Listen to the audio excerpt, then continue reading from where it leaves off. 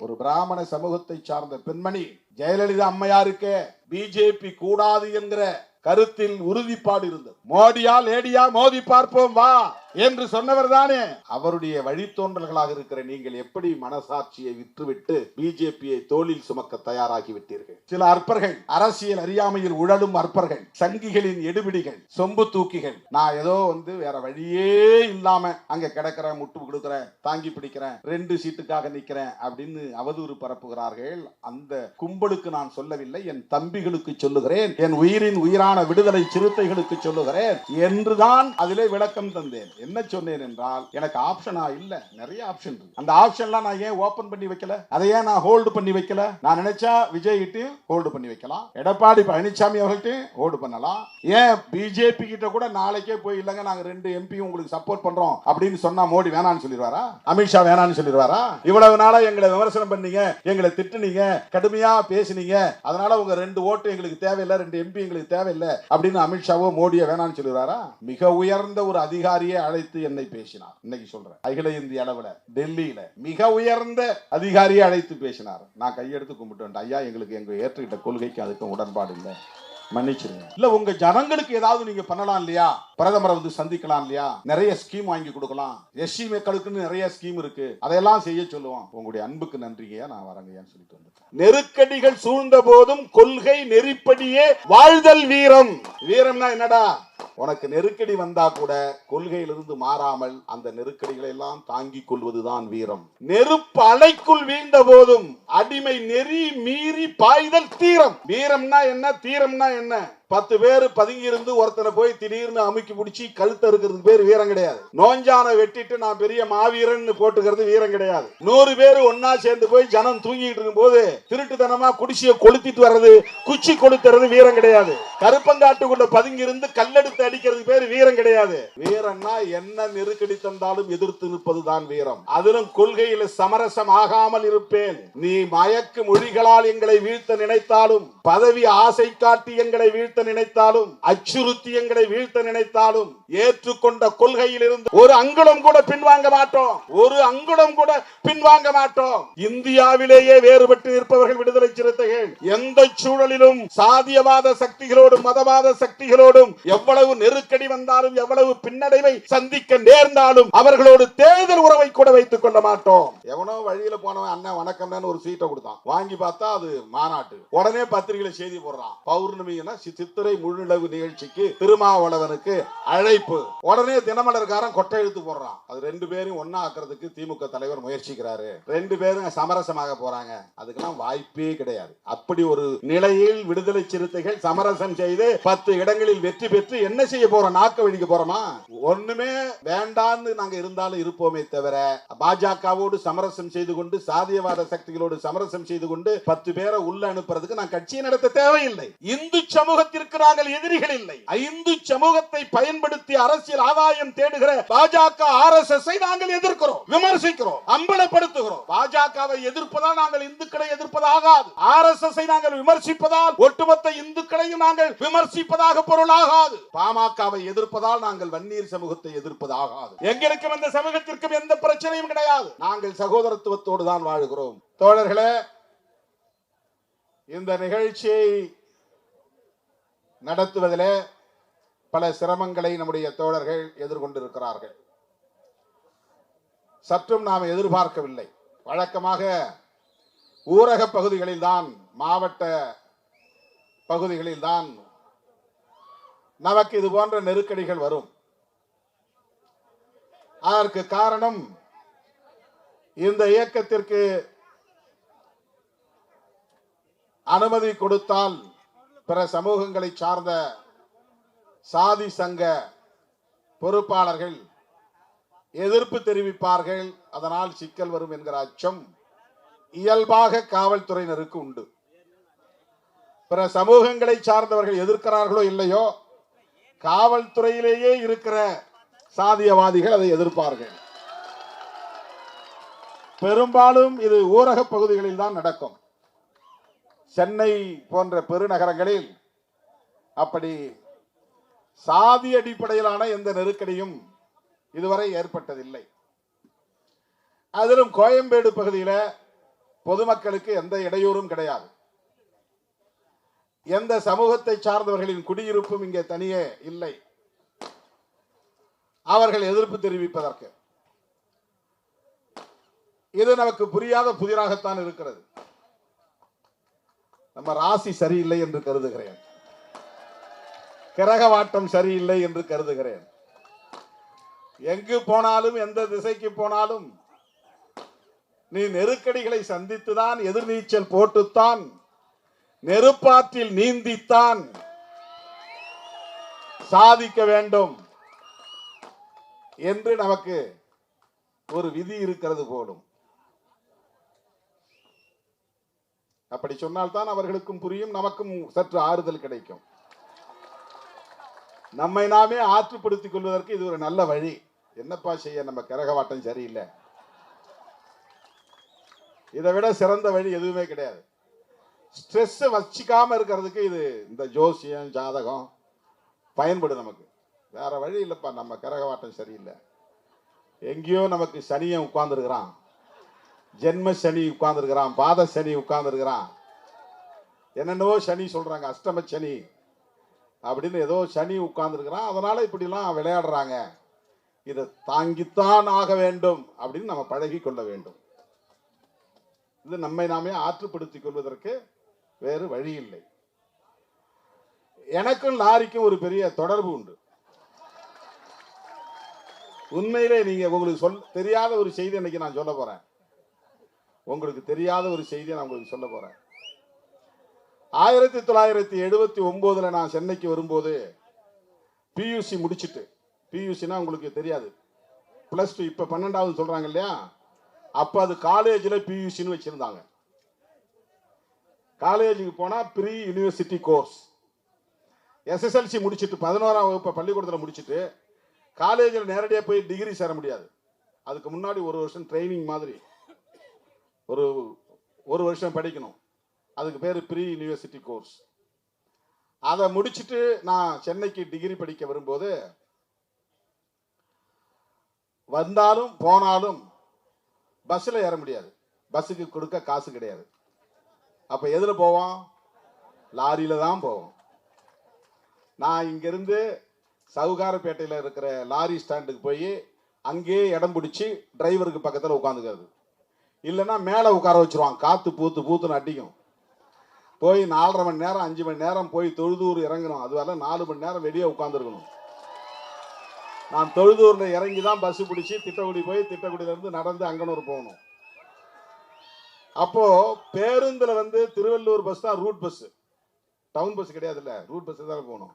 Root பஸ்ல ticket எடுக்க முடியாது, அவ்வளவு பணம் நம்ம கையில கிடையாது. அப்ப லாரியில ஏறி போனா அதுல 10ல் 1 மடங்கு தான் காசு வாங்குவாங்க. 2 ரூபாயோ 1 ரூபாயோ 3 ரூபாயோ என்ன தான் வாங்குவாங்க. 3 ரூபாயோ 4 ரூபாயோ. அப்பெல்லாம் சாப்பாடு 3 ரூபா தான், அதே ஃபுல் மீல்ஸ். இப்போ 3 ரூபாய்க்கு ஒரு இட்லி ஒரு டீ கூட வாங்க முடியாது. இப்போ எவ்வளவு ஒரு டீ? இப்போ 10 ரூபா டீ. அடேங்க அப்பா, 10 ரூபா இருந்தா அப்ப 3 பேர் ஃபுல் மீல்ஸ் சாப்பிடலாம். நான் சொல்றது 79. அப்போ நான் நிறைய முறை லாரியில ஏறி உட்கார்ந்து தொழுதூர் போய் இறங்குறது உண்டு. அங்கிருந்து வந்தா லாரி கிடைக்காது, சில நேரங்களில் வேன்ல தான் வரணும். சவாரி கொண்டு போய் விட்டுட்டு சும்மா வர்ற வேன் இருக்கு பாருங்க, அவன் அங்கங்க நிறுத்தி டிக்கெட் ஏற்றிக்கிட்டே வருவான். முதல் முறையா நான் மெட்ராஸுக்கு வரும்போது படாத பாடு, நாய் படாத பாடுபட்டேன். ஒரு வேன்ல தான் என்னை ஏற்றிக்கிட்டு வந்தார்கள். ஒருத்தர் மகாலிங்கன்னு ஒருத்தர். அவர் என்ன பண்ணாரு, பஸ்ஸில் டிக்கெட் எடுக்கல, ஒரு வேன் பிடிச்சிக்கலான்ட்டு வேன் பிடிச்சாரு. ஏற்கனவே அந்த வேன்ல டைட்டா இருக்குது, ஆள் உட்கார்றது இடம் இல்லை. ஆனா இவர் போய் கேட்கிறாரு, அவன் சரி ஏறிக்கேன்ட்டான். அவருக்கு வசதியா ஒரு இடம் கிடைச்சிக்கிச்சு, எனக்கு கிடைக்கல. ஒரு ஆள் தொடமையிலே உட்கார வேண்டியதாகி போச்சு. அது வண்டி குளுக்கிற நேரம்லாம் கதவு, பின் கதவு திறந்துக்குது, அது சரியா லாக் பண்ண முடியல. பயந்து பயந்து பயந்து தூங்காம நான் இவ்வளவு நேரம் மெட்ராஸ் ஆகும் நான் நினைக்கல. ஏதோ ஒரு 2 மணி நேரம் ஆகும் அப்படின்னு நினைச்சா, அது விடிய விடிய விடிய விடிய விடிய அந்த வண்டியில உட்கார்றதுக்கு வசதி இல்லாம படாத பாடுபட்டு சென்னைக்கு இறங்கினேன். தூக்கமே இல்லை. எங்கேயாவது பளிச்சுன்னு வெளிச்சம் தெரிஞ்சா ஆகா மெட்ராஸ் வந்துருச்சுன்னு நினைக்கிறது நான். அப்புறம் கேட்டா இல்ல இது உளுந்தூர்பேட்டைன்னுவான். அப்புறம் ஒரு இடத்துல நல்லா பளிச்சுன்னு கடை தெருவுலாம் இருக்கும், வெளிச்சம்லாம் இருக்கும். சரி மெட்ராஸ் வந்துருச்சு போடுறதுக்கு இறங்கிடலாம் அப்படின்னு நினைச்சா விழுப்புரம்னுவான். இப்படி பல முறை என்ன எப்பதான் போய் சேருனா விடிஞ்சே போச்சு. வந்து சென்ட்ரல் ஸ்டேஷன் முன்னால என்ன இறக்கி விட்டாங்க. நல்லா விடிஞ்ச பிறகு அங்கிருந்து பஸ் பிடிச்சி நேராக கொருக்குப்பேட்டைக்கு தான் போனேன், அம்பேத்கர் நகருக்கு. இப்போ சன்னா ஊர் அங்கே தான் இருக்குது. எனக்கு முதல்ல மெட்ராஸில் போய் ஒரு தெரிஞ்சவங்க வீட்டில் குளிச்சுட்டு அங்கேருந்து கிளம்பி பஸ்ஸு பிடிச்சி டவுன் பஸ் பிடிச்சி நேராக காலேஜ் ஒவ்வொரு காலேஜாக போய் அப்ளிகேஷன் வாங்கி போட்டேன். இது 1979. அப்போ ஊருக்கு திரும்பணும்னா பஸ்ஸு பிடிச்சி போக முடியாது, லாரியில் தான் போவோம். 1979 80களில் கிட்டத்தட்ட 45 வருஷத்துக்கு முன்னாடி லாரியில பயணம் செஞ்சேன். இன்னைக்கு லாரியில நின்றுட்டு பொதுக்கூட்டம் பேசுறேன்.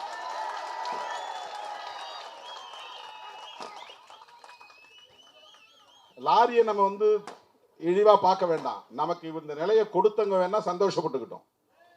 நாங்க வந்து திருமாவளவனுக்கு பர்மிஷனே கொடுக்கல, மேடை போட நாங்க அனுமதிக்கவே இல்லை, போய் நீ வேணா அதை கண்டெய்னர்ல நின்னுக்கோ லாரியில நின்னுக்கோ எப்படி வேணாலும் பேசிக்கோன்னு சொல்லிட்டேன்னு அவங்க இப்ப டீ குடிச்சிட்டு சந்தோஷமா பேசிட்டு இருப்பாங்க. டீ இல்ல வேற ஏதாவது குடிச்சிட்டு இருப்பாங்க, அவங்க சந்தோஷமா இருப்பாங்க. எங்களுக்கு லாரினாலும் ஒண்ணுதான், மேடைனாலும் ஒண்ணுதான், தரை என்றாலும் ஒன்றுதான், பெரிய நாற்காலி என்றாலும் ஒன்றுதான். எங்களுக்கு அதுல எந்த வேறுபாடு? உழைக்கிறவனுக்கு எல்லாம் சமம், உழைக்கிறவனுக்கு எல்லாம் ஒன்று. சொகுசா இருக்கிறவங்க தான் எனக்கு பிளாஸ்டிக் சேரா, நான் கம்பீரமா ராஜ சிம்மாசனத்தை தான் உட்காருவேன்பா. எனக்கு அது என் மயிருக்கு சமம். அப்படி ஒரு சோஃபாவில் உட்காரணுங்கிறது எனக்கு தேவையே கிடையாது. அப்படி ஒரு சொகுசான வாழ்க்கை வாழக்கூடிய அளவுக்கு நான் வந்து வளர்க்கப்படலை. கட்டாந்தரையில் உட்கார்ந்து தான் நிறைய பொதுக்கூட்டங்களை நடத்தியிருக்கிறேன், தரையில் நின்று தான் பொதுக்கூட்டங்கள் நடத்தியிருக்கிறேன். காலில் செருப்பு போடாமே பல ஆயிரக்கணக்கான கிலோமீட்டர்கள் நான் நடந்திருக்கிற மதுரையில். அப்படி வந்து மக்களோடு மக்கள் நின்று பணியாற்றியவன் திருமாவளவன். எனக்கு எல்லாம் ஒன்று என்று எண்ணுகிற போது எனக்கு பிளாஸ்டிக் சேரும் ஒன்றுதான், ராஜ சிம்மாசனமும் ஒன்றுதான். அதையும் நான் பொருட்படுத்த மாட்டேன், இதையும் நான் குறையாக கருத மாட்டேன். இங்க பெரிய மேடை போட்டு 60க்கு 40 அளவுக்கு அகலமான மேடை போட்டு பெரிய ராஜ சிம்மாசனத்தை வந்து உட்கார வைத்து என்னை அதில் அமர வைத்தால் கூட எனக்கு மகிழ்ச்சி வர. நான் வந்தவொடனே அப்படி ஏதாவது வித்தியாசமா ஒரு நாற்காலி இருந்தால் கூட தூக்கிடான்ருவேன். எல்லாருக்கும் நாற்காலி என்ன போட்டுருக்கோ அதே போடு. என்னுடைய 45 வருஷமா இதுதான் நான் பண்ணிட்டு இருக்கேன், 40 வருஷமா இதுதான் பண்ணிட்டு இருக்கேன். ஒரு சின்ன டிஃபரெண்டா கூட ஒரு நாற்காலி இருந்தால் எனக்கு பிடிக்காது மேடையில், அது அவசியம் இல்லை. அப்படிப்பட்ட சொகுசு பேர் வழி அல்ல நாங்கள். இதே இடத்துல இந்த லாரி கூட கிடைக்கலன்னா எதையாவது ஒரு கட்டையை தூக்கி போட்டு மேலே ஏறி நின்று பேசிட்டு போயிருப்பேன். அப்படி இல்லைன்னா நான் பிரச்சார வண்டி வச்சிருக்கேன், நம்ம ஆபீஸ்ல இருக்குது. ஆனா என்னன்னா அண்ணன் ஒரு ஆளை தான் ஏற்ற முடியும், நானும் அவரும் நின்று இருப்போம். அண்ணன் காசிமுத்து மாணிக்கம் நிற்கலாம், என் பக்கத்தில் 2 பேர் தான் நிற்க முடியும். மற்றவங்க எல்லாம் இறக்கி விட்டுட்டு நாங்கள் 2 பேரும் மேடையில் நின்று பேசிட்டு போயிருப்போம். மைக்க கொடுக்குன்னு எத்தனை நெருக்கடிகளை தந்தாலும் அந்த நெருக்கடிகளை எதிர்கொள்ளக்கூடிய ஆற்றல் விடுதலை சிறுத்தைகளுக்கு உண்டு.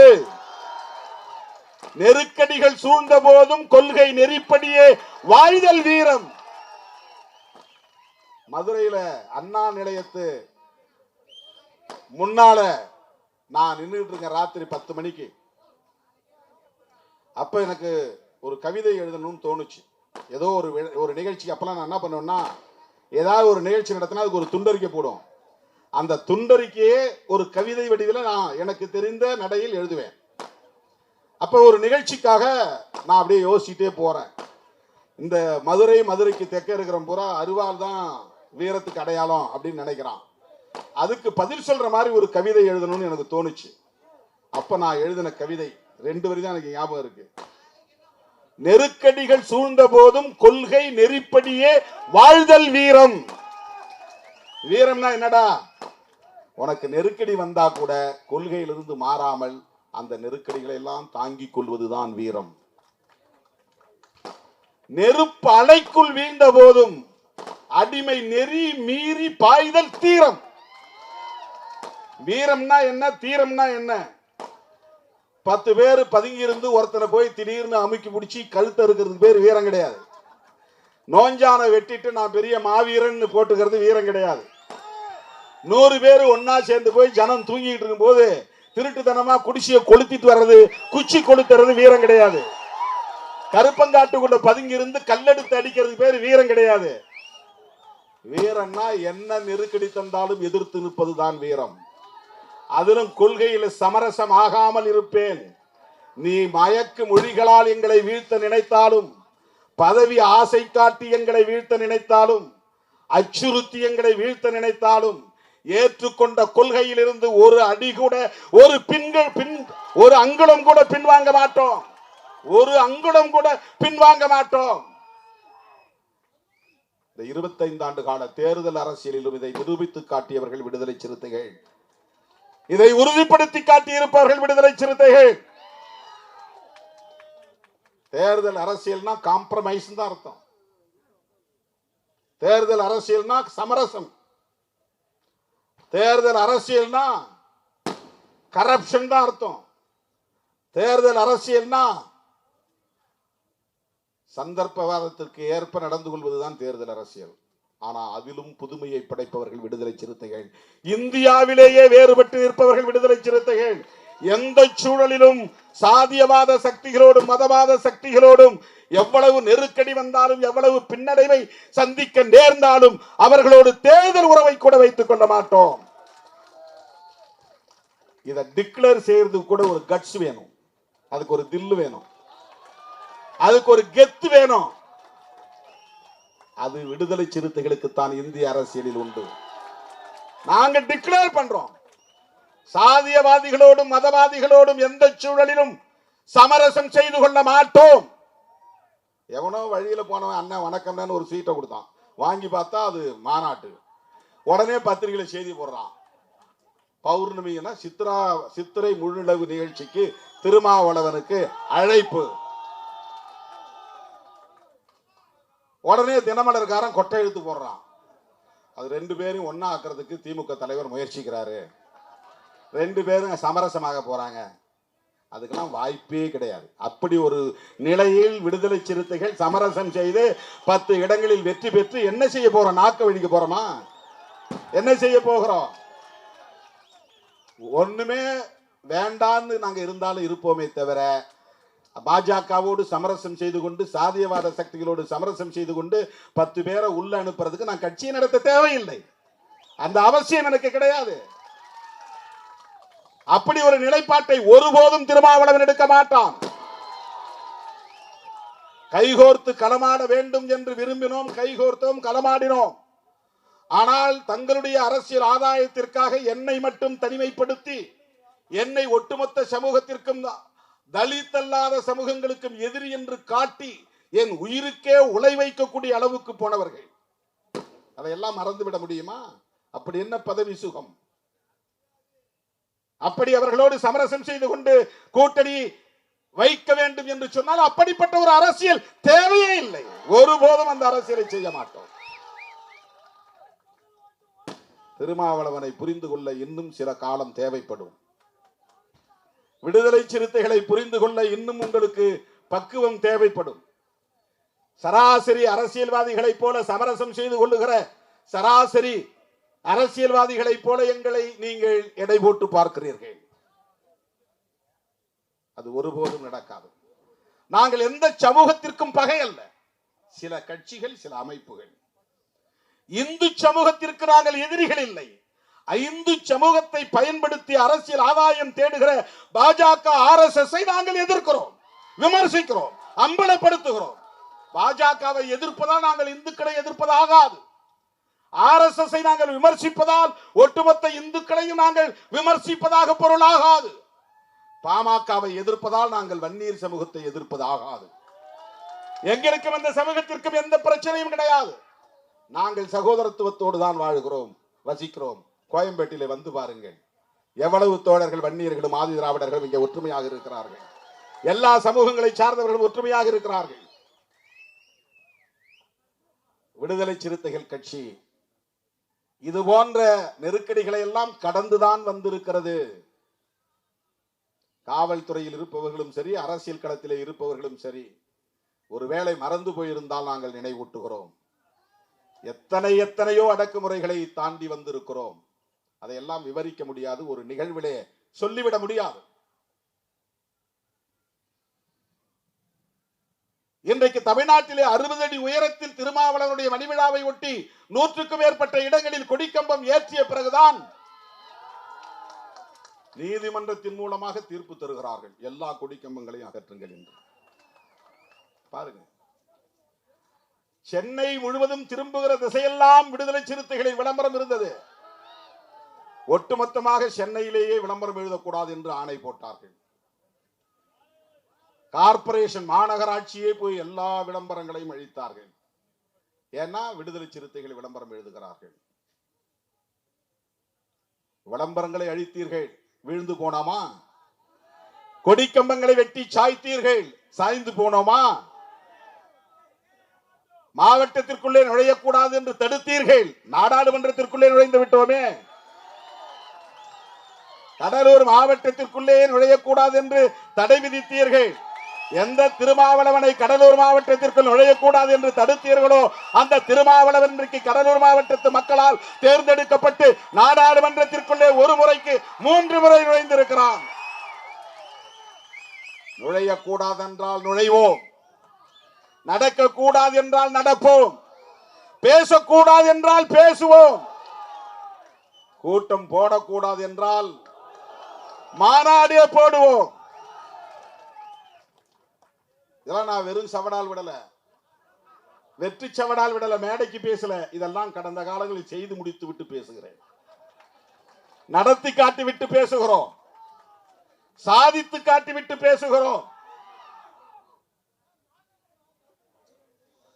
எனவே எனது அன்பு தோழர்களே, இதையெல்லாம் நீங்க ஒரு பெரிய காயமா எடுத்துக்காதீங்க, தொடச்சு விட்டு போங்க. சட்டையில பட்ட தூசி மாதிரி இப்படி தொடச்சு விட்டு போங்க. நாங்க கஷ்டப்பட்டோம், நாங்க அதை பண்ணோம் இதை பண்ணோம், எங்களை மேடை போட விடல, எங்களை டென்ஷன் ஆக்கிட்டாங்க, எனக்கு ஒரே ஸ்ட்ரெஸ், அதெல்லாம் தூக்கி போட்டு போய் ஜாலியா படுத்து தூங்குங்க. இதெல்லாம் நினைச்சுக்கிட்டே இருக்கக்கூடாது. இதை நீ கஷ்டம் நினைச்சா அவங்க இதையே திருப்பி திருப்பி உங்களுக்கு செஞ்சுட்டு இருப்பாங்க. இதையெல்லாம் சாதாரணமா அப்படி இடது கையால தள்ளி விட்டு போற ஆட்கள் இவங்க அப்படின்னு அவங்க நினைக்கணும். இது ஒரு பெரிய விஷயமே கிடையாது, இது ஒரு பெரிய விஷயமே கிடையாது. அவர்கள் இதற்கு என்னதான் விளக்கம் சொன்னாலும் இது நமக்கு எதிரான ஒரு நடவடிக்கை தான், நெருக்கடி தான். நெருக்கடி என்பது நமக்கு திருநெல்வேலி அல்வா போன்றது, அவ்வளவுதான். திருநெல்வேலி அல்வா பிடிக்குமா பிடிக்காதா? சென்னையில் இருக்குங்களா ஸ்டீம் மிட்டாய் தான் ரொம்ப பிடிக்கும். உலகத்துக்கு எங்க போனாலும் திருநெல்வேலி அல்வாவுக்கு இணையா ஒரு அல்வாவை நீங்க வாங்க முடியாது, அந்த டேஸ்டே தனிதான்.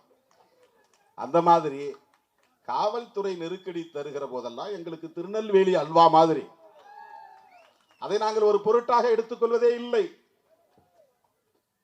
எனது அருமை தோழர்களே, வணிகணியை சார்ந்த தோழர்களே, என் உயிரின் உயிரான விடுதலை சிறுத்தைகளே, இது போன்ற நெருக்கடிகளை ஒரு பொருட்டாக எடுத்துக்கொள்ள வேண்டாம். இதற்கு யாரு காரணம், எது காரணம், ஏன் செஞ்சாங்க, எதுக்கு செஞ்சாங்க, இந்த டிஸ்கஷனே வேண்டாம்.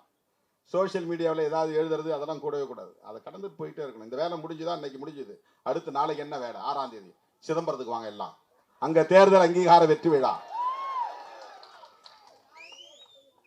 அப்புறம் 8ஆம் தேதியில இருந்து நான் சுற்றுப்பயணம் போறேன். எதுக்கு? 31ஆம் தேதி தமிழ்நாட்டை அல்ல ஒட்டுமொத்த இந்தியாவின் கவனத்தை ஈர்க்கக்கூடிய வகையில் மாபெரும் பேரணியை, மக்கள் எழுச்சி பேரணியை நாம் நடத்த இருக்கிறோம். எப்படி சிஏஏ சட்டம் வந்தபோது தேசம் காப்போம் பேரணியை நடத்தினோமோ அதை போல மதசார்பின்மை காப்போம் மாபெரும் மக்கள் எழுச்சி பேரணி. எப்போ? மே 31 திருச்சிராப்பள்ளியில. அதுக்கான ஏற்பாடுகள் இப்பயே செய்யணும்.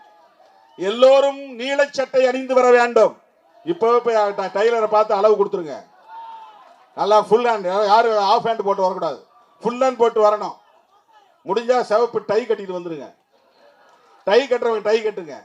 வாய்ப்பு இருக்கிறவங்க அம்பேத்கர் மாதிரி கோட் சூட்டோட வாங்க. வாய்ப்பு உள்ளவங்க அம்பேத்கர் மாதிரி கோட் சூட் போட்டு வாங்க. ஒரு 10,000 பேர் கோட் சூட்டோட நடக்கட்டும் பேரணியில. ப்ளூ பேண்ட், ப்ளூ கோட்டு, உள்ள வெள்ளை சட்டை, சிவப்பு டை, பார்த்தா அம்பேத்கர் மாதிரி இருக்கணும். அதுக்காக எல்லாம் மீசி எடுத்துட்டு வந்துடாதீங்க. அண்ணா அம்பேத்கர் மாதிரி இருக்கணும்னு சொன்னாருன்ட்டு, அது அம்பேத்கர் ஸ்டைல். நம்ம ஸ்டைல் இப்படிதான். நம்ம ஸ்டைல் இப்படிதான். நம்ம அம்பேத்கருடைய மாணவர்கள் தான், ஆனால் நம்முடைய ஸ்டைல் வேற. எனவே 31ஆம் தேதிக்கு தயாராக வேண்டும். 8ஆம் தேதி சென்னை, காஞ்சிபுரம், செங்கல்பட்டு, திருவள்ளூர் 4 மாவட்டத்துக்கான மண்டல செயற்குழு கூட்டம். 9ஆம் தேதி இல்ல, மாத்திட்டோம். அதுக்குதான் இப்ப சொல்றேன், மாத்தியாச்சு. ஏற்கனவே சொன்னது தப்பு, அதுல திருத்தம். 8ஆம் தேதி சென்னை 4 மாவட்டங்கள் மட்டும். 9ஆம் தேதி ஒண்ணும் இல்ல. 10ஆம் தேதி வேலூர், ராணிப்பேட்டை, திருப்பத்தூர், திருவண்ணாமலை 4 மாவட்டம். 10ஆம் தேதி மாலை. அது 11ஆம் தேதி இல்ல, 12ஆம் தேதி இல்ல. 13ஆம் தேதி காலையில மதுரை, மாலையில திருச்சி. 14ஆம் தேதி காலையில சேலம், மாலையில கோவை. திருச்சி தான் அந்த மாவட்டம் வந்துருது, பெரம்பலூர்லாம். திருச்சியில, மதுரையில தென் மாவட்டங்கள் முழுக்க, திருச்சியில டெல்டா மாவட்டம் எல்லாம், தஞ்சாவூர், திருவாரூர், மயிலாடுதுறை, நாகப்பட்டினம், புதுக்கோட்டை, கரூர், அரியலூர், பெரம்பலூர், திருச்சி எல்லாம் ஒரு 7-8 மாவட்டங்கள் ஒன்னா. அது 13ஆம் தேதி மாலை. 13ஆம் தேதி காலை தென் மாவட்டம் 10-12 மாவட்டம்.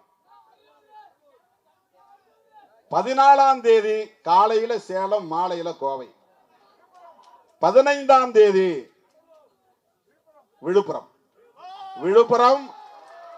விழுப்புரம், கடலூர், கள்ளக்குறிச்சி, புதுச்சேரி. இப்ப தோழர்கள் எல்லாம் கேட்டுக்கிட்டு இருப்பாங்கன்னு நினைக்கிறேன் லைவ்ல. இதுதான் ஆல்டர்ட், திருத்தம் செய்யப்பட்டது. இது மண்டல செயற்குழு கூட்டம். 31ஆம் தேதி மிக முக்கியமான, வரலாற்று முக்கியத்துவம் வாய்ந்த ஒரு மாபெரும் மக்கள் எழுச்சி பேரணி. வக்ஃபு திருத்த சட்டத்தை திரும்ப பெற வேண்டும் என்கிற கோரிக்கை உட்பட புரட்சியாளர் அம்பேத்கர் அவர்களால் அரசமைப்பு சட்டத்தின் உயிர் மூச்சு கோட்பாடாக வழங்கப்பெற்ற செக்யூலரிசம் என்கிற மதசார்பின்மையை பாதுகாப்பதற்கான பேரணி. வக்ஃபு திருத்த சட்டம் முஸ்லிம்களுக்கு எதிரானது என்று பிஜேபி அரசு சொன்னாலும் கூட உண்மையிலேயே அது அரசமைப்பு சட்டத்திற்கு எதிரானது. அதனால் சேவ் செக்யூலரிசம் இதான் ஹேஷ்டாக். நீ போடுற எல்லா பதிவிலும் கீழே ஒரு 4 கோடு இருக்கும் பாருங்க, இப்படி 2 கோடு, இப்படி 2 கோடு. அது பேர் என்ன? ஹேஷ்டாக். அதுல நீ இங்கிலீஷ்ல சேவ் செக்யூலரிசம் போடணும். சேவ் செக்யூலரிசம் அப்படின்னா மதசார்பின்மையை பாதுகாப்போம். மத அடிப்படையில் மக்களை பிளவுபடுத்தாதே. இஸ்லாமியர்களுக்கு, கிறிஸ்தவர்களுக்கு எதிரான வெறுப்பு அரசியலை விதைக்காதே. மதத்தின் பெயரால் வன்முறைகளை தூண்டாதே. மதத்தின் பெயரால் இந்திய ஒருமைப்பாட்டை சிதைக்காதே. மதத்தின் பெயரால் அரசமைப்பு சட்டத்தை சிதைக்காதே. இதுதான் கோரிக்கை. எனவே 31ஆம் தேதிக்கு நாம் ரெடி ஆகணும். நாளைக்கு காலையில் எழுந்துச்சு நீங்க எல்லாம் டைலரை போய் பார்க்கணும். எல்லாம் பேண்ட் சட்டைக்கு அளவு கொடுக்கணும். புது சட்டை, பழைய சட்டை, கிழிஞ்ச சட்டெல்லாம் போட்டு வரக்கூடாது. அது மாதிரி சட்டையை அயன் பண்ணாம போடக்கூடாது, அயன் பண்ணி போட்டு வரணும். வர்ற ஒவ்வொருத்தரும் அது வெறும் சட்டை போட்டு வந்தா கூட நல்லா கஞ்சி போட்டு அயன் பண்ணி அழகா போட்டு வரணும். கசங்கின நீல சட்டை போடக்கூடாது. லேடிஸுக்கு ஏற்கனவே யூனிஃபார்ம் கொடுத்தாச்சு, அதே யூனிஃபார்மை நீங்க தச்சிக்க வேண்டியதான். அதே யூனிஃபார்ம், சீருடை. தோழர்களே, 31ஆம் தேதி நாம் நடத்துவது இந்த நாட்டையும் மக்களையும் பாதுகாப்பதற்காக, தேர்தல் பேரம் பேசுவதற்காக அல்ல, கூட்டணியை தீர்மானிப்பதற்காக அல்ல, நம்முடைய சக்தியை காட்டி இத்தனை சீட்டுகள் வேண்டும் என்று கேட்டு பெறுவதற்காக அல்ல. அதை ஒருபோதும் விடுதலை சிறுத்தைகள் செய்ய மாட்டோம். எங்கள் வலிமை எங்களுக்கு தெரியும், எங்கள் உயரம் எங்களுக்கு தெரியும், எங்களுக்கு எது தேவை என்பதும் எங்களுக்கு தெரியும். அப்படியே பிராக்டிக்கலாகவும் எதை எங்களால் சாதிக்க முடியும் என்பதும் எங்களுக்கு தெரியும். எங்களுக்கு ஆசை எதுவும் இருக்கலாம், நடைமுறை சாத்தியக்கூறுகளை தாண்டி வெறும் கையால் முழம் போட மாட்டோம். முழம் போடணும்னா ஒரு துணி வச்சிருந்தா தானே முழம் போட முடியும். இப்ப வெறும் கையால முழம் போட்டு அளக்க முடியுமா? விடுதலை சிறுத்தைகள் பிராக்டிக்கல் ஆக்டிவிஸ்ட், நடைமுறை சாத்தியங்களை அடிப்படையாக வைத்து இயங்கக்கூடிய போராளிகள். நடிகர்களை பத்திலாம் சொன்னாங்க. நான் ஏற்கனவே பலமுறை சொல்லியிருக்கிறேன். 25 வருஷத்துக்கு முன்னாடியே எத்தனை நடிகர்கள் வந்தாலும், எத்தனை இயக்குனர்கள் வந்தாலும், எத்தனை கதாநாயகிகள் வந்தாலும், எத்தனை தலைவர்கள் வந்தாலும் சிறுத்தைகளின் களம் முற்றிலும் வேறானது, முற்றிலும் வேறானது. இந்த களத்திற்குள் அவர்களால் ஒரு மணி நேரம் தாக்குப்பிடித்து நிற்க முடியாது. கரும்பு வெற்றவன் கரும்பு வெற்ற திறன் உள்ளவனா இருப்பான். கரும்பு கழிக்கிற பெண்கள் அந்த திறமை உள்ளவங்களா இருப்பாங்க. அதை கட்டி போட்டு தலையில சுமந்துக்கிட்டு வர்றது அந்த வேலையும் சிலரால் செஞ்சிட முடியும். ஆனா அந்த கருப்பம்பாலை கொண்டு வந்து அந்த உலையில கொப்பையில கொட்டி அந்த இடத்த நின்று அந்த கந்தை தூக்கி தூக்கி போட்டு சக்கையை தூக்கி தூக்கி போட்டு வேக வச்சு அந்த பால் சுன்ற வரையில் அங்க நின்று வேலை செய்யறான் பாருங்க. அது எல்லாராலையும் முடியாது. அது பதத்துக்கு வரும்போது கொஞ்சம் சுண்ணாம்பு போட்டு அப்படியே லேசா இளமஞ்சள் வரும்போது அந்த அனலையெல்லாம் நிறுத்தி அதை எடுத்து தொட்டில ஊத்துவான். அந்த பணியை ஒருத்தர் 2 பேரால தான் செய்ய முடியும். அதுபோல விடுதலை சிறுத்தைகள் மட்டும்தான் அந்த களத்திலே நிற்க முடியும். அது போன்ற உழைக்களத்தில் நிற்கிற வேலை விடுதலை சிறுத்தைகளின் வேலை.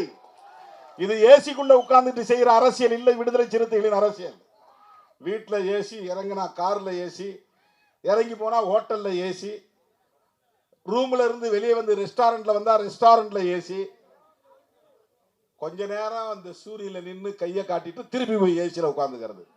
அதுவல்ல விடுதலை சிறுத்தைகளின் அரசியல். தாரை தாரையா எங்கள் உடலில் இருந்து வேர்வை ரத்தம் சிந்த சிந்த இந்த களத்திலே பாடுபட்டு இருக்கிறோம். வேர்வை கொட்ட கொட்ட பாடாத்தி இருக்கிறோம். ரத்தம் சிந்த சிந்த பணியாற்றி இருக்கிறோம். கண்ணீர் சிந்த சிந்த பணியாற்றி இருக்கிறோம். ஒப்பாரி ஓலங்களுக்கு இடையிலே பணியாற்றி இருக்கிறோம்.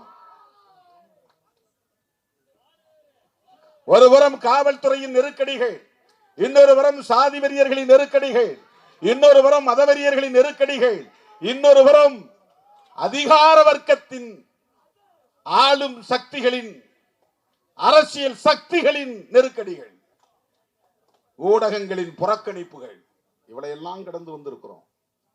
இதெல்லாம் அவர்களால் யூகிக்க கூட முடியாது. இதை சொன்னால் புரிந்து கொள்ளவும் முடியாது. நாளைக்கு ஒருத்தன் புதுசா கட்சி ஆரம்பிச்சா கூட அவன் பேரை மேல போட்டு என் பேரை பின்னால போடுவான் ஊடகத்துல. இன்னைக்கு அதுதான் உளவியல், ஊடக உளவியல். நாளைக்கு எனக்கு பின்னால ஒருத்தன் கட்சியை தொடங்கி அவன் அறிக்கை விட்டால் அவன் அறிக்கையை முதல் பக்கத்திலே போடுவான். எனது அறிக்கையை திருமாவளவன் அறிக்கை விட்டார்னு போடுவான். இல்லைன்னா அந்த பேரும் போட மாட்டான். அவ்வளவு ஈஸியெல்லாம் நம்மளை அங்கீகரிக்க மாட்டார்கள். 25 ஆண்டு காலம், 4 நூற்றாண்டு காலம் தாக்கு பிடித்து இந்த களத்திலே நின்று இன்றைக்கு தேர்தல் ஆணையத்தால் அங்கீகரிக்கப்பட்ட ஒரு கட்சியாக, மாநில கட்சியாக நிமிர்ந்து நிற்கிறோம். இதை தக்க வைக்க வேண்டுமா வேண்டாமா? இந்த வெற்றியை தொடர வைக்க வேண்டுமா வேண்டாமா? இன்னும் வெற்றி இலக்கை நோக்கி நாம் முன்னேற வேண்டுமா வேண்டாமா? எனது அருமை தோழர்களே, இதையெல்லாம் சாதிக்க வேண்டுமானால் நமக்கு ஒரே ஒரு தேவைதான் இருக்கிறது. பெட்டி பெட்டியாய் பணம் தேவை என்று சொல்ல மாட்டேன். பெட்டி பெட்டியாய் பணம் தேவை என்று சொல்ல மாட்டேன். ஒரே ஒரு தேவைதான், சகிப்புத்தன்மை என்கிற தேவைதான். அவமானங்களையும் அவமதிப்புகளையும் இழிவுகளையும் தாங்கிக் கொள்ளுகிற சகிப்புத்தன்மை மட்டும்தான் நமக்கு தேவை. என்னோடு நீங்கள் அந்த சகிப்புத்தன்மையோடு பயணிப்பீர்களே ஆனால் உங்கள் கனவு நனவாகும். கொள்கை வெல்ல களமாடுவோம், கோட்டையில் ஒரு நாள் கொடியேற்றுவோம் என்கிற அரசியலை நம்மால் வென்றெடுக்க முடியும். எனது அருமை தோழர்களே, வணிகர்களின் நலன்கள் குறித்து பேச ஆசை, நேரம் இல்லை. இரவோடு இரவாக பயணம் செய்ய வேண்டும். விடியற்காலை நான் தொகுதியிலே ஒரு கோவில் கும்பாபிஷேகத்தில் பங்கேற்க வேண்டும். முஸ்லீமோட உட்கார்ந்து தொப்பி போட்டுக்கிட்டு கஞ்சி குடிக்கிறாருன்னு கோவப்படுறான். நீ என்னைக்காவது ஒரு நாள் சங்கர மடத்துக்கு வான்னு கூப்பிட்டுருக்கிறியா? கூப்பிட்டு இருக்காங்க. எனக்கு எதிராக இருக்கிற கும்பலை எல்லாம் கூப்பிட்டு போய் உட்கார வச்சு காசு கொடுத்து திருமாவளவனை எதிர்த்து தினம் யூடியூப் சேனல்ல பேட்டி கொடுங்க. சில சங்கிகள் உங்களுக்கு தெரியும், இந்த சாதியிலே பிறந்த பிழைப்புவாத சங்கிகள். அவன்லாம் மாசம் காசு வாங்கிட்டு தான் பேசுறான். யார் யாருன்னு உங்களுக்கு தெரியும். இது 25 வருஷத்துக்கு முன்னால நான் தமிழ் பெயர் சூட்டுவதற்கான அறிவிப்பை செய்த காலத்திலிருந்து நடக்குது. தமிழ்நாட்டில் 32 அமைப்புகளை, தலித் அமைப்புகளை கூப்பிட்டு இந்த ஜெயேந்திர சரஸ்வதி சுவாமிகள் பேசினார். உங்க திருமாவளவன் என்ன பண்றாரு தெரியுமா? இந்த ஜனங்களெல்லாம் ஏமாத்தி கிறிஸ்தவத்தில் சேர்க்கிறார், இஸ்லாத்தில் சேர்க்கிறார். அதனால தான் அந்த பேரெல்லாம் மாத்துறார், இந்து பேரெல்லாம் மாத்துறார். அந்த ஆளை எப்படி விட்டு வச்சிருக்கிறீங்க? நீங்க போய் பேசுங்க, எதிராக பேசுங்க, இயக்கம் கட்டுங்க. ஒவ்வொருத்தன் கையிலையும் 50,000 1 லட்சம் பணம் கொடுத்தது சாட்சி இருக்கு. அதுக்கு போயிட்டு வந்த தம்பியை ஒருத்தர் சொன்னார், அந்த 32 பேர்ல நான் ஒரு ஆளுங்க, ஆனா நான் பணம் வாங்காம வந்துட்டேன். இந்த பையெல்லாம் போனான், இந்த பையெல்லாம் போனான், அவன்லாம் தான் இன்னைக்கு உங்களை திட்டிக்கிட்டு இருக்கிறான் என்று சொன்னார்கள். 25 வருஷத்துக்கு முன்னாடி ஏன் ஜெயேந்திர சரஸ்வதி சுவாமி செய்தார்னா, ராமசாமிங்கிற பெயரை தொல்காப்பியன் மாத்தி விட்டுட்டார். பாலசுப்ரமணியங்கிற பெயரை பாலசிங்கம்னு மாத்தி விட்டுட்டேன். பாக்கியங்கிற பெயரை பாவரசுன்னு மாத்தி விட்டுட்டேன். இந்த மாதிரி ஒரே நாள்ல 5000 பேர் புல்லாரெட்டி அவனில மாத்தணும், மதுரையில் 5000 பேர் மாத்தணும். அதுக்கப்புறம் தினம் மாத்திக்கிட்டே இருந்தோம் லட்சக்கணக்கான பெயர்.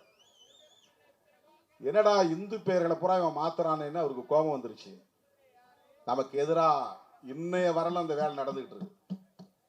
விடுதலை சிறுத்தைகள் தான் நம்ம மதத்துக்கும் நம்முடைய கோட்பாட்டுக்கும் எதிராக இருக்கிறார்கள்.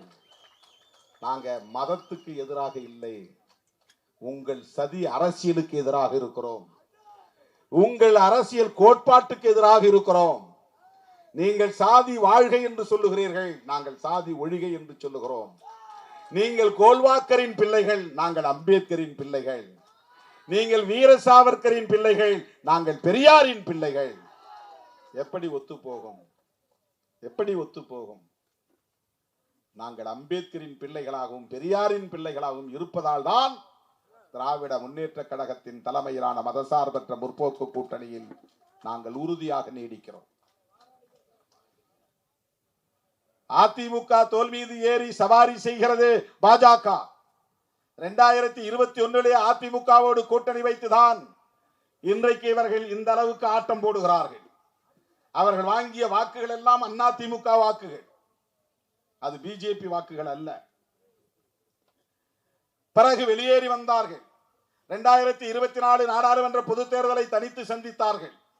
இப்போது மறுபடியும் அதிமுக பிஜேபி கூட்டணி. நாம் யாருக்கும் அறிவுரை சொல்லவில்லை, ஆனால் அச்சத்தை சொல்லுகிறோம்.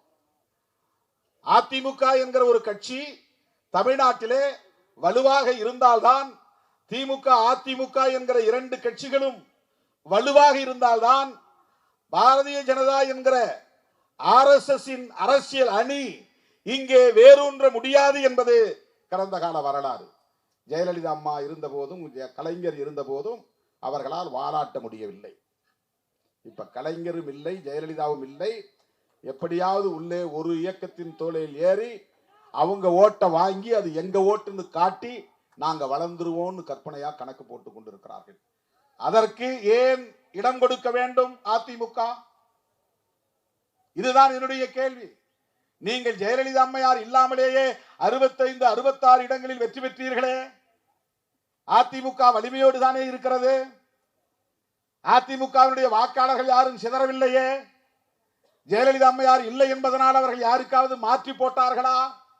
அப்படி நம்பிக்கையோடு இரட்டை இலை சின்னத்திற்கு அவர்கள் வாக்களிக்கிற போது அந்த வாக்குகளை எல்லாம் நீங்கள் அள்ளிக் கொள்ளுங்கள், உங்களுக்கு தருகிறோம் என்று நீங்கள் ஏன் பிஜேபிக்கு சிவப்பு கம்பளம் இருக்கிறீர்கள்? அது வளர்ந்தால் யாருக்கு ஆபத்து? எந்த கொள்கைக்கு ஆபத்து? எந்த கோட்பாட்டுக்கு ஆபத்து? இதையெல்லாம் எண்ணி பார்க்க வேண்டாமா? இனி எந்த காலத்திலும் மோடியோடு பிஜேபியோடு உறவு வைத்துக் கொள்ளவே மாட்டோம் என்று சொன்னவர் தானே பிராமண சமூகத்தில் பிறந்த ஜெயலலிதா அம்மையாருடைய சபதம். ஒரு பிராமண சமூகத்தை சார்ந்த பெண்மணி ஜெயலலிதா அம்மையாருக்கு பிஜேபி கூடாது என்கிற கருத்தில் உறுதிப்பாடு இருந்தது. மோடியா லேடியா மோதி பார்ப்போம் வா என்று சொன்னவர் தானே. அவருடைய வழித்தோன்றல்களாக இருக்கிற நீங்கள் எப்படி மனசாட்சியை விற்றுவிட்டு பிஜேபியை தோளில் சுமக்க தயாராகி விட்டீர்கள்? இது யாருக்கு லாபம்? உங்களுக்கு லாபம். அவர்களால் உங்களுக்கு ஒரு தொகுதியில் இருந்து ஒரு 1000 ஓட்டு வருமா? விரல் விட்டு சொல்ல முடியுமா? ஆதாரம் காட்ட முடியுமா? இரட்டை இலை சின்னத்திலே நிற்கக்கூடிய அதிமுக தொண்டனுக்கு பாரதிய ஜனதாவால் ஒரு சட்டமன்ற தொகுதியிலே எத்தனை வாக்குகள் வரும் என்று உங்களால் உறுதிப்படுத்த முடியுமா? ஆனால் பிஜேபி காரன் இருக்கிற தொகுதியில் அவன் வாங்க போகிற அத்தனை ஓட்டுகளும் இரட்டை இலைக்கு சொந்தமான ஓட்டுகள். அவன் 30 தொகுதிகளிலே போட்டியிடக்கூடிய வாய்ப்பை நீங்கள் தந்தால் யாருக்கு லாபம்? யாருக்கு நட்டம்? இதனால் அதிமுக மட்டுமா பாதிக்கப்படும்? தமிழ்நாடு பாதிக்கப்படுமா படாதா? தமிழ்நாட்டிலே ஒரு நச்சு அரசியல் பரவுமா பரவாதா? மத வெறியாட்டம் தலை தூக்குமா தூக்காதா? எண்ணி பாருங்கள். ஜெயலலிதா அம்மையார் இதையெல்லாம் அறியாமலா அப்படி பேசியிருப்பார்? வெறும் தேர்தல் அரசியல் அடிப்படையிலா அப்படி கருத்து சொல்லி இருப்பார்? தயவு கூர்ந்து எண்ணி பார்க்க வேண்டும். அந்த கவலையில் இருந்துதான் நான் சொல்லுகிறேன். எனக்கு எடப்பாடி பழனிசாமி அவர்களுக்கு அறிவுரை சொல்லக்கூடிய அளவுக்கு வயது தகுதி எனக்கு இல்லை. அரசியல் தகுதியும் எனக்கு நீண்ட நெடிய அனுபவம் இருப்பதாக நான் நம்பவில்லை. அந்த பொருளில் நான் சொல்லவில்லை. நீங்கள் செய்வது வரலாற்று பிழை. திமுகவை வீழ்த்துவதாக எண்ணிக்கொண்டு நீங்களே உங்களுக்கு குழிபறித்துக் கொள்கிறீர்கள் என்று நான் உரிமையோடு சுட்டிக்காட்டுகிறேன்.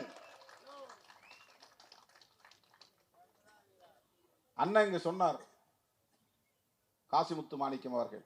நான் என்ன சொன்னேன்னா, நான் ஏன் திமுகவோட நிக்கிறேன்னு வெளிப்படையா சொல்றேன். அதுக்கு ஒரு விளக்கம் சொன்னேன். சில அற்பர்கள், அரசியல் அறியாமையில் உழலும் அற்பர்கள், சங்கிகளின் எடுபிடிகள், சொம்பு தூக்கிகள், நான் ஏதோ வேற வழியே இல்லாம அங்க கிடக்கிறேன், முட்டு கொடுக்கிறேன், தாங்கி பிடிக்கிறேன், 2 சீட்டுக்காக நிக்கிறேன் அப்படின்னு அவதூறு பரப்புகிறார்கள். அந்த கும்பலுக்கு நான் சொல்லவில்லை, என் தம்பிகளுக்கு சொல்லுகிறேன், என் உயிரின் உயிரான விடுதலை சிறுத்தைகளுக்கு சொல்லுகிறேன் என்றுதான் அதிலே விளக்கம் தந்தேன். என்ன சொன்னேன் என்றால், எனக்கு ஆப்ஷனா இல்லை, நிறைய ஆப்ஷன் இருக்கு. அந்த ஆப்ஷன்லாம் நான் ஏன் ஓபன் பண்ணி வைக்கல? அதை ஏன் நான் ஹோல்டு பண்ணி வைக்கல? நான் நினைச்சா விஜய் கிட்ட ஹோல்டு பண்ணி வைக்கலாம், எடப்பாடி பழனிசாமி அவர்கள்ட்ட ஹோல்டு பண்ணலாம். ஏன் பிஜேபி கிட்ட கூட நாளைக்கே போய் இல்லைங்க நாங்கள் 2 எம்பியும் உங்களுக்கு சப்போர்ட் பண்றோம் அப்படின்னு சொன்னா மோடி வேணான்னு சொல்லிடுவாரா? அமித்ஷா வேணான்னு சொல்லிடுவாரா? இவ்வளவு நாளா எங்களை விமர்சனம் பண்ணீங்க, எங்களை திட்டுனீங்க, கடுமையா பேசினீங்க, அதனால உங்க 2 ஓட்டு எங்களுக்கு தேவையில்லை, 2 எம்பி எங்களுக்கு தேவையில்லை அப்படின்னு அமித்ஷாவோ மோடியோ வேணான்னு சொல்லிடுவாரா? மிக உயர்ந்த ஒரு அதிகாரியை அழைத்து என்னை பேசினார்.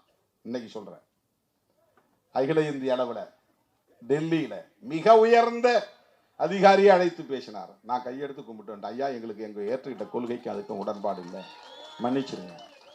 இல்ல உங்க ஜனங்களுக்கு ஏதாவது நீங்க பண்ணலாம் இல்லையா? பிரதமரை சந்திக்கலாம் இல்லையா?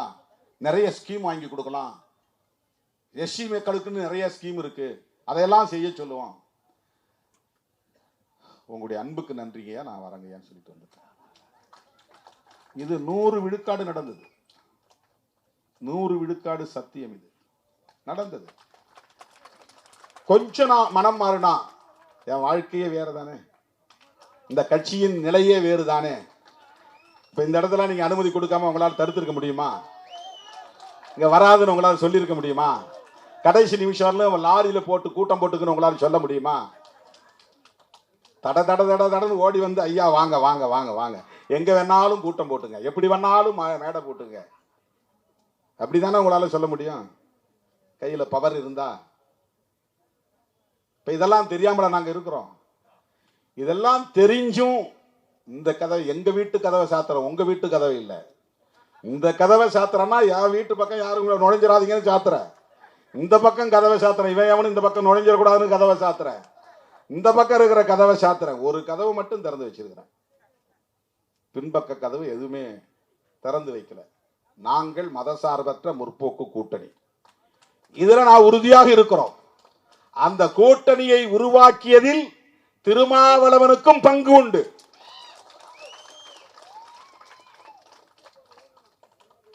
இப்ப நீங்க இலக்கடை செல்வராஜோட சேர்ந்து ஒரு 5-6 பேர் சேர்ந்து பார்ட்னர்ஷிப் போட்டு ஒரு பிசினஸ் பண்றீங்க. அப்படி ஒரு பிசினஸ் பண்ணும்போது ஒரு பொது இடத்தை பிடிக்கிறீங்க. அது எல்லாருக்கும் பொது தானே. இலக்கடை செல்வராஜுக்கு மட்டும் சொந்தம்னு விட்டுருவீங்களா? அவர் மட்டும் போய் கடையில் படுத்துக்கிட்டோம், அவர் மட்டும் கடையில் வியாபாரம் பண்ணிட்டு விட்டுருவீங்களா? அடுத்த நாளே பிடிச்சி நொக்கு நொக்கி அவரை, யோ என்னையா நாங்களும் இவ்வளோ போட்டிருக்கோம், நீங்களும் இவ்வளோ போட்டுறீங்க அப்படிதான். இது இயல்பு தானே, ஹியூமன் நேச்சர் தானே, மனித இயல்பு தான். அரசியலில் கூட்டணியும் அப்படித்தான். கூட்டணின்னா 10 கட்சி அதில் பொருந்தும். 10 கட்சிக்கு அதில் உரிமை இருக்கிறது, 10 கட்சிக்கு அதில் அதிகாரம் இருக்கிறது. அந்த கூட்டணியை உருவாக்கியதில் என்னுடைய இசைவே ஒரு பங்களிப்பு தான். நான் அதில் ஒத்துக்கொள்கிறேன், உடன்படுகிறேன், இணைந்து கொள்கிறேன், நானும் உங்களோடு வருகிறேன், இணைந்து பயணிக்கிறேன் என்று நான் இசைவளிப்பதே ஒரு கான்ட்ரிபியூஷன் தான். அதுவே ஒரு பங்களிப்பு தான், அதுவே ஒரு பார்ட்னர்ஷிப் தான். நாங்க உருவாக்கின முற்போக்கு கூட்டணியை நான் எப்படி பலவீனப்படுத்த அனுமதிப்பேன்? இதுதான் என்னுடைய பார்வை, இதுதான் என்னுடைய அரசியல், இதுதான் என்னுடைய நோக்கம். ஆனால் சிலர் வாய்க்கு வந்தபடி பேசுகிறார்கள். இதையெல்லாம் இந்த மேடையில் ஏன் விளக்கம் சொல்றேன்னா, நீங்க இந்த மாதிரி விமர்சனங்களை யாரும் பொருட்படுத்த வேண்டியதில்லை, பொருட்படுத்த தேவையில்லை. அவங்களுக்கெல்லாம் நீங்க எந்த விளக்கமும் சொல்ல தேவையில்லை. அதெல்லாம் நீங்க கண்டுக்கவே கூடாது, அதெல்லாம் பேசவே கூடாது. எவனாவது நம்ம பேரை சொன்னா ஒரு வெளிச்சம் கிடைக்குன்னு நினைச்சு பேசுறான். பொழைச்சிட்டு போட்டோம், போடா பேரை சொல்லி பொழைச்சுக்கோ, ரைட், பேரை சொல்லி பொழைச்சுக்கோ, அவ்வளவுதான். எனது அருமை தோழர்களே, அரசியல் ரீதியாக நாம் எடுக்கிற எந்த முடிவாக இருந்தாலும் அந்த முடிவை உணர்வுபூர்வமாக ஏற்றுக்கொண்டு அதை நடைமுறைப்படுத்துவதில் வெறித்தனமாக வேலை செய்ய வேண்டும். அதுதான் முக்கியம். இப்ப 2026ல நான் உங்களுக்கு மாற்றி சொல்றேன். 2026ல திமுக கூட்டணி வெற்றி பெற வேண்டும் என்பதை மாற்றி சொல்கிறேன். திராவிட முன்னேற்ற கழகத்தின் தலைவர் அண்ணன் தளபதி ஸ்டாலின் அவர்கள் முதலமைச்சராக வேண்டும் என்பதை மாற்றி சொல்ல விரும்புகிறேன். 2026ல் சனாதன சக்திகள் எந்த சூழலிலும் வலிமை பெற்றுவிடக் கூடாது, அதை தடுத்தாக வேண்டும். பிஜேபியோடு சேருகிற யாராக இருந்தாலும் அவர்கள் வீழ்த்தப்படுவார்கள். வீழ்த்தி காட்டினார்கள், அதை சிறுத்தைகள் சாதித்தார்கள் என்று நாம் உறுதிப்படுத்த வேண்டும். அதுதான் நம்முடைய வேலை. ஊருக்கு போங்க, ஜனங்கள்கிட்ட சொல்லுங்க, அண்ணன் சொல்லி இருக்கிறார், நம்ம கட்சி இப்படி முடிவெடுத்திருக்கு, ஒரு ஓட்டு சிந்தக்கூடாது, செதறக்கூடாது. போன தேர்தலில் பார்த்தோம், திமுக வேட்பாளர்கள் ஒவ்வொருத்தரும் வந்து சொன்னாங்க, அண்ணன் நம்ம தெருக்கு வந்தாதான் அப்படியே கொத்து கொத்தா வந்து விழுது. மற்ற இடங்கள்ல போனா 100 ஓட்டுல நமக்கு 10 ஓட்டு, 7 ஓட்டு, 8 ஓட்டு வருது. விடுதலை சிறுத்தைகளின் முகாம் கொந்தா 100ல் 80, 90 கொத்தா விழுகிறது. இது வரலாற்றில் நாம் சாதித்து காட்டியிருக்கிறோம். 2026 தேர்தலில் தீர்மானிக்கும் சக்தி, அரசியல் முடிவுகளை தீர்மானிக்கும் சக்தி, அரசியல் திசை வழியை தீர்மானிக்கிற சக்தி, சனாதன சக்திகளை பின்னங்கால் பிடரியில் அடிபட ஓட ஓட விரட்டி அடிக்கிற சக்தி விடுதலை சிறுத்தைகள் தான் என்பதை உறுதிப்படுத்துவதற்கான ஒரு களம். அதற்கு இப்போதே நாம் தயாராவோம் என்று சொல்லி வாய்ப்புக்கு நன்றி.